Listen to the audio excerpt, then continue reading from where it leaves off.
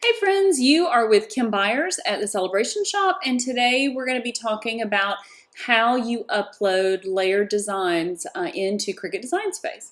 So I have been working up tons of Halloween things, and I was in Illustrator and making a design, and I want to use three different colors. I want to be able to use purple and this lime green and then black. And so I thought, for those of you who don't use this kind of thing very much or haven't uploaded a layered design before, it might be a good tutorial to kind of show you how that's done. So this is my design, what it's going to look like, from Illustrator, and what I would like for it to look like when it gets onto the canvas that I'm making. And now let's go over to Cricut Design Space. So now that we're in Design Space, I want to show you something.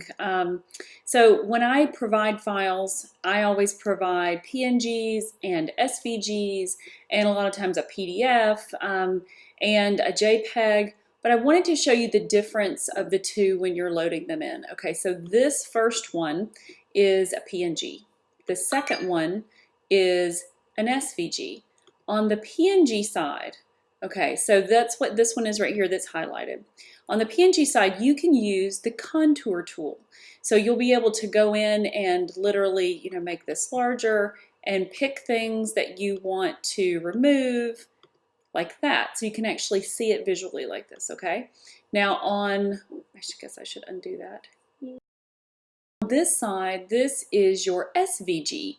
And so if you're looking at the way these two look, your PNG is all one piece.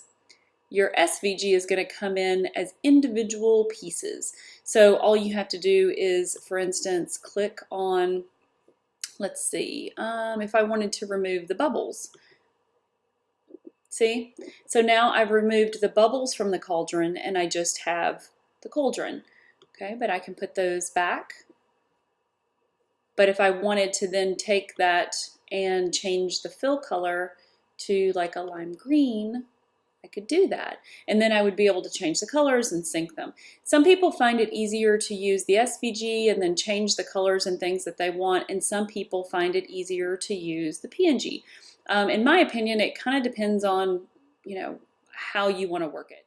Okay, so I put them back to their original. One other thing I want to show you is that if you're using the PNG, because I don't want anybody getting frustrated when they're using these files, right?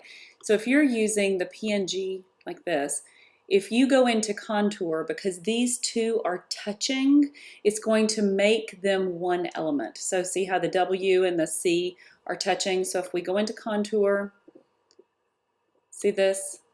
So the two are actually touching. And so therefore it's going to force all those to be one piece.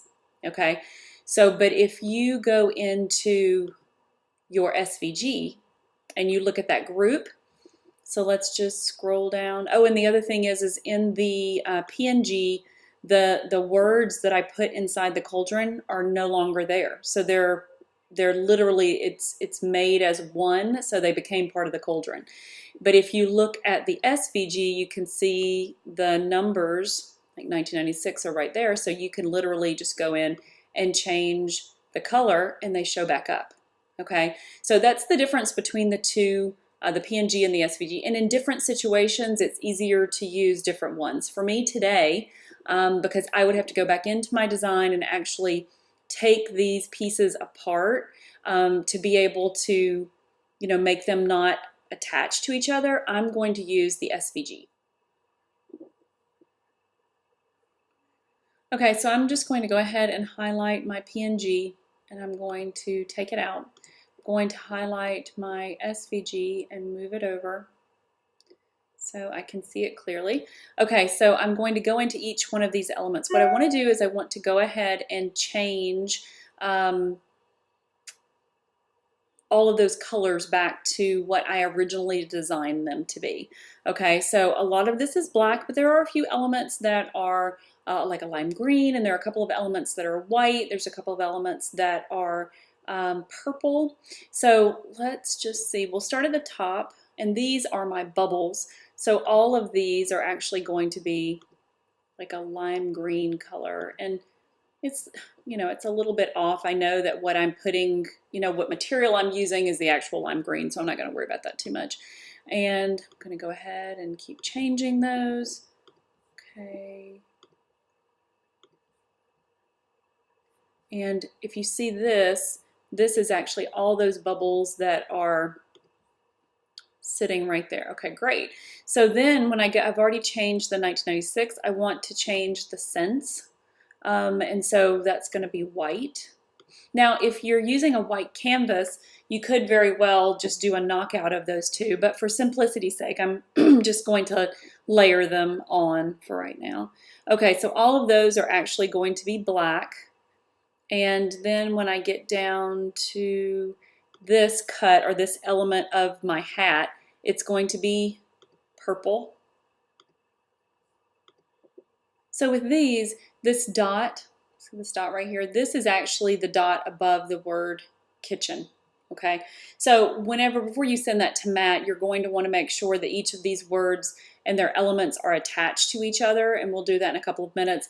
But basically, right now, the dot on top of the I is separate. But I want to make that word, that entire word, purple. So we're going to go and change that to purple.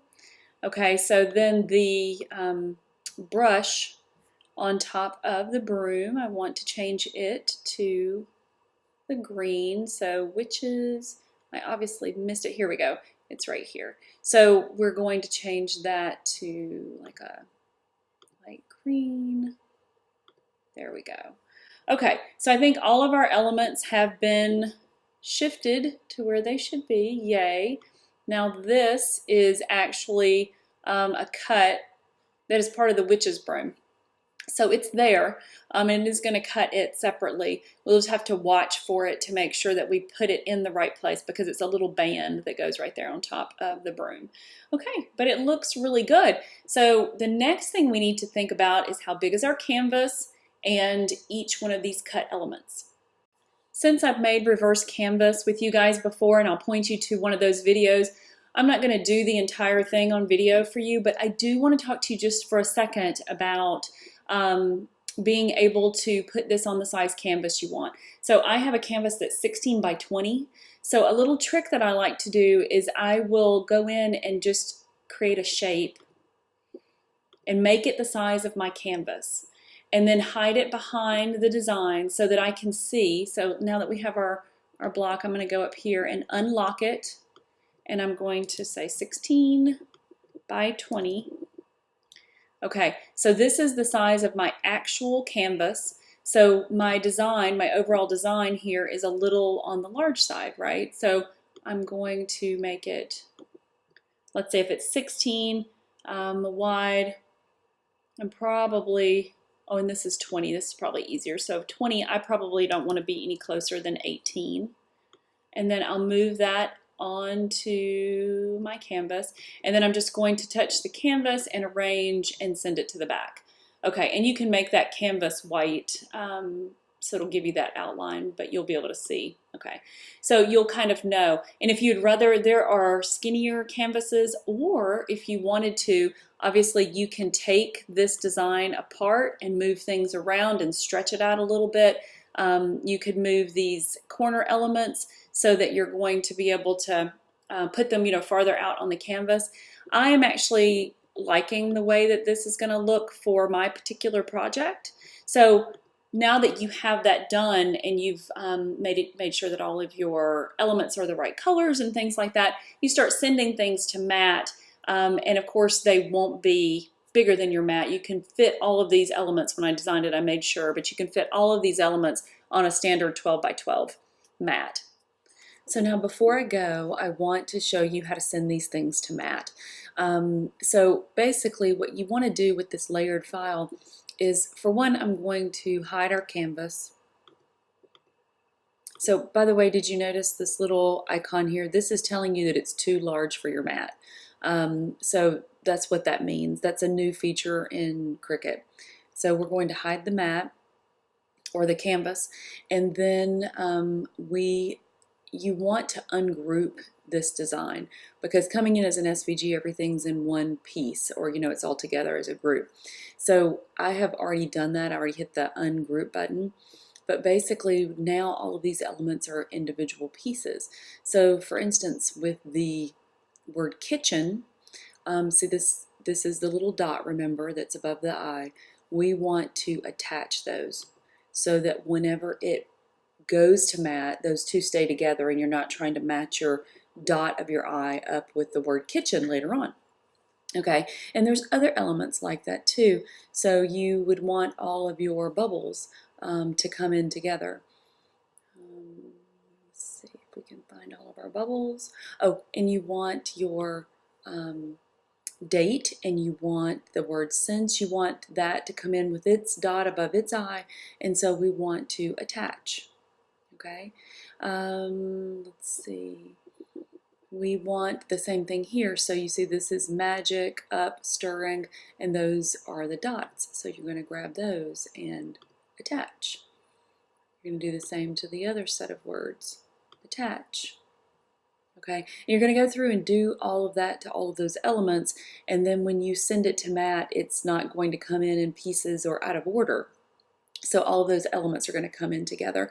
One last thing, when I provide design that has a date, like this one does, I'm going to give you the numbers 0 to 9. That way you can make your own date. So this is since 1996, which is the year I got married. And so you're going to want to do that. I mean, you could throw in an arbitrary, 18 or 17, 42 or whatever. But if you want to put the year that you were married or the year your house was built or anything like that, you can do that. So I'll make sure and put those letters in, or those numbers into the design. But by attaching each one of these, all of those are going to come to Matt together, and it's going to look beautiful. So see here on the mat, our white lettering is together. All of our black elements are together, and of course you can move these pieces around to sort of save some of the, I love saving materials, so to save your materials. And just notice up here in this corner, this is that little element of the broom, and you can't really attach it to the broom handle, because there's the broom handle and then you have the broom end is on top of that, and then this piece goes on top of it. So you can't necessarily attach them. I mean, I guess you could just to be able to find them together, but you can't actually leave them on the same and iron them all at the same time. Okay, and then we have, for whatever reason, these are way down here. So again, you're going to want to move them up and save your material, and then kitchen. So everything looks good. So we can go ahead and send that over. Well, remember, because this is a canvas and you're doing this for iron-on, that you have to mirror image each one of these. And I suggest that you mirror image them and then move the elements around. So like, oh, actually I see why it made it that way. So if you don't, this is the bubbles at the bottom of the cauldron. So if you don't want to lose all of that space right there, you could unattach it or go back into the design file and take them apart.